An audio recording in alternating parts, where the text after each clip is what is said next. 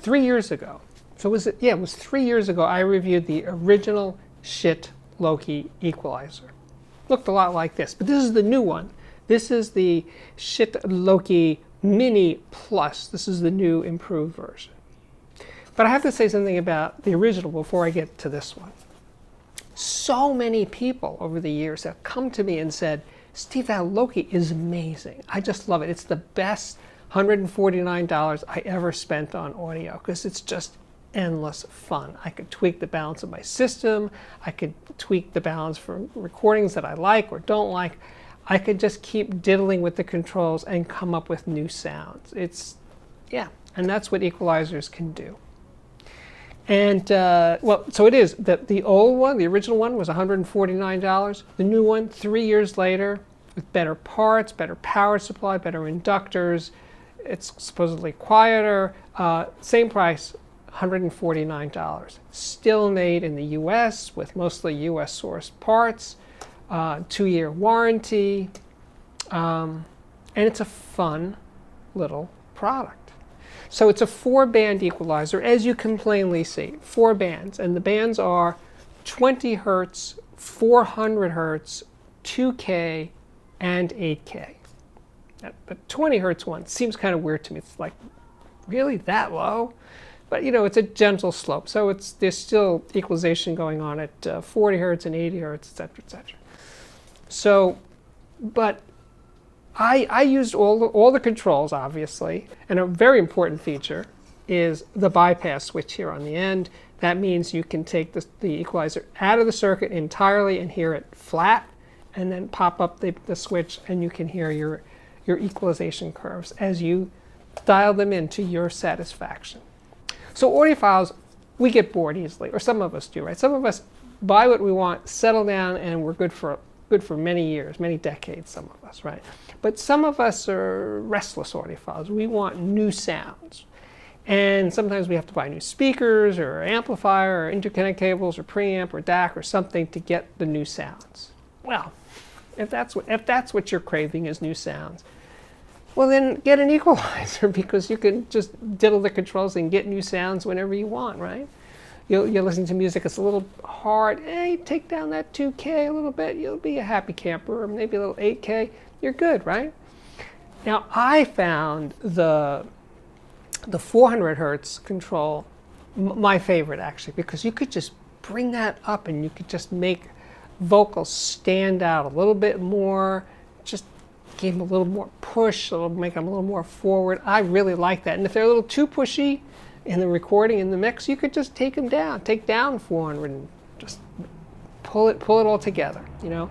Your choice, whatever suits your fancy. And the great thing is, as an audiophile, as you learn, there's a learning process with these things, you'll get better and better at fine-tuning the balance.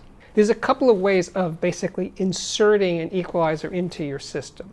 Now, the way I did it, I was using, as a preamp, a Mytek Brooklyn Plus DAC, which is also a preamp, and a SCHIIT Agir power amp. So I put the equalizer, the Loki, in between the two. In other words, the output of the preamp, the output of the Mytek went into the Loki, and then out of the Loki, a cable went to the SCHIIT Agir. So it's like literally in the middle.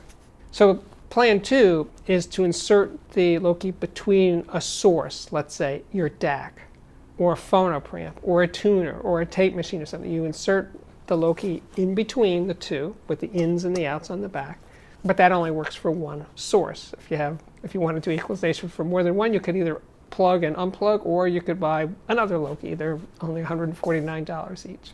Plan 3 is if your integrated amp has what we used to call a tape loop, well, you could insert the equalizer in the inputs and outputs of the tape loop.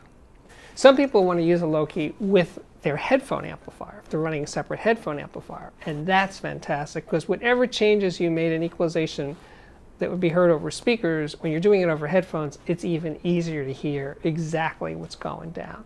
So you would insert the Loki between a source, like a DAC or a phono preamp or something, and your headphone amplifier. So those are your hookup methods. I'm probably leaving something out, but I'm sure you guys will correct me about another way of doing this thing of how to insert the Loki into a system.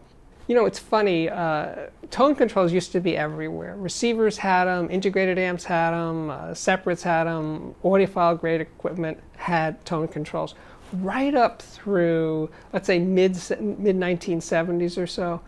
And then you started seeing fewer and fewer, and then they were pretty much gone, except for maybe Macintosh, right?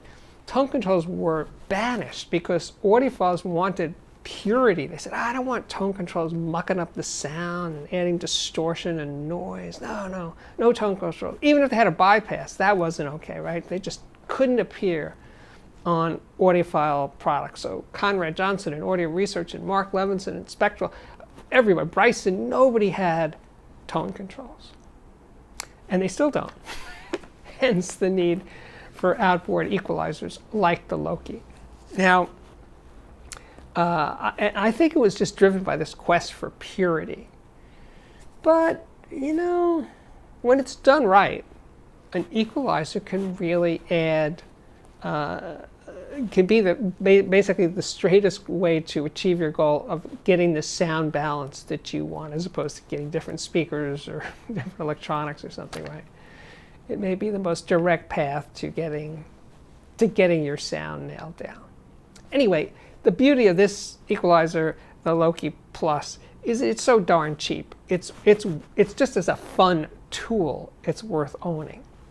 Now, I used it initially in the early parts of this review on a pair of Klipsch RP600 amps. Everybody seems to know what that speaker sounds like. And it certainly is a little bass light, can sound bright, so it was a perfect candidate for EQing, right? Well, to tweak the sound of the RP600, I started at the bottom end with that 20 hertz control. Now, you can't push that too far. If you do, you're likely to get your amp is distorting or the speaker will be distorting, so you tread lightly with that 20 hertz control. Tread lightly with all of them, but especially the 20 hertz. And I brought it up to about the 1 o'clock position, maybe 1:30, because 12 o'clock is neutral. So I brought it up to 1:30, and it did fill out the bottom end nicely. And I took 8K down, I brought it down to about 11 o'clock, even the 2K, just a little bit, you know, fine tuning. It's all about the fun of tweaking and getting it just right. And it definitely made a difference. And I got used to listening to it EQ'd. After about an hour or so, I took it out, I went to the bypass position on the Loki, and I was like, whoa. The speaker sounds so lean and light. But I love the basic sound of the speaker a lot. But if you're a frustrated RP600M owner and you want it to be a little warmer and you want it to be a little less etched on top, a Loki is my prescription, most definitely. Now, the other thing I used Loki for was tweaking recordings, questionable recordings that I thought were a little bit much, a little over the top. So one recording I was itching to EQ was by the Heartless Bastards. The recording, the album is called The Mountain. And I got turned on to the Heartless Bastards by a writer, Wes Phillips, who wrote for Stereophile. He's passed since then. But Wes was a great guy. He had great taste in music. And he said, Steve, you got to get to this band, the Heartless Bastards. So I'm listening to the Heartless Bastards, and I was like, yes, they're just like a great bar band. A lot of attitude, a lot of to the sound. Really good stuff. And this album, The Mountain, is great. Just so much fun. It's fierce. But it is a fiercely aggressive, harsh sounding recording. I mean, it's just got distortion in it. I don't mean the good kind. So I thought, let's see what the Loki can do. So I took down 8K, I took down the 2K, I brought down the 400 hertz. I could not make this recording sound any kind of good. But I can make it less ear-piercing, less grungy, less grating on my nerves, which made it all go down easier. But you can't polish a turd. No, sorry, you can't. But then another recording, The National. Now, I like The National. They're a Brooklyn band, and all of their recordings are pretty questionable in terms of sound quality. And I think their newest one, I'll show you a picture of it right now, it may be a new low in sound quality for them. The bass, the tracks that have bass have too much bass. That drum is like, bass drum is overwhelmingly thick and bloated sounding. So that one responded nicely to taking the 20 hertz down. I mean, down to like 10 o'clock. The top end is just kind of gray, kind of opaque sounding. So boosting it helped a little bit, cutting it helped. Just, I could never really improve the sound to make it good. But again, I could make it more listenable, which is the key here. You can't really make bad sounding recordings sound great with equalization, not as a consumer. Maybe in the mix phase when they made the record you could have, but not as consumers listening to music. But you can make them more palatable. That would be a way of putting it. Now, another speaker I used over the course of this review was the SVS Prime. I was reviewing the SVS 3000 micro subwoofer, and I'm also going to do a review of the SVS Prime bookshelf speaker.